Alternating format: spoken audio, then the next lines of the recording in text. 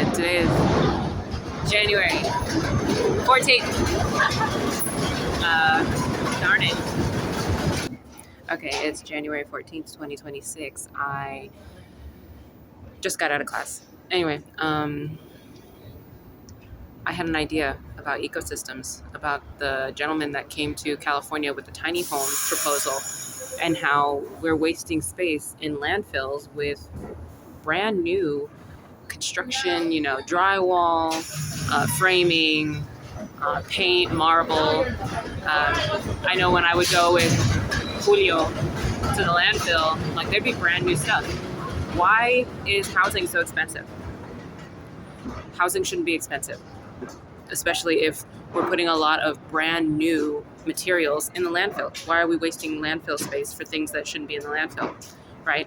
So if we use the stuff that's going to the landfill that doesn't need to go to the landfill, that would be free material, because a lot of people are trying to get rid of it from other construction jobs, right?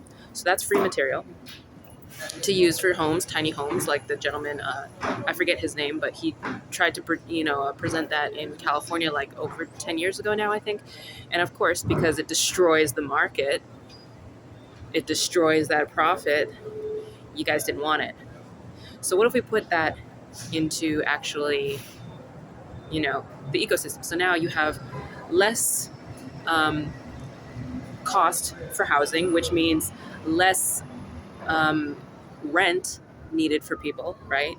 Which means since you don't want to raise the actual wages for people to, be able to have housing, then you can keep the wage where you have it.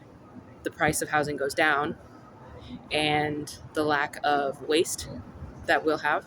So that would help, which means also a lot of the taxpayer dollars are not going into what they're supposed to be, which is, for example, the subways.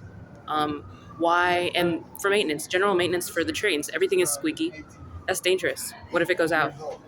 So now you're dealing with having people take the subway, spending money on something that's not getting put back into the subway. And that's maintenance. What happens if one of these trains goes down?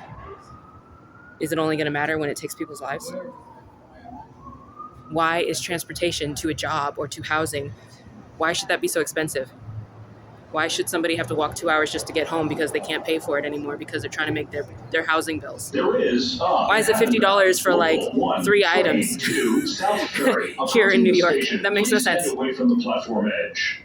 So let's talk about that ecosystem. Instead of making everything a business, actually take care of your citizens by making things livable.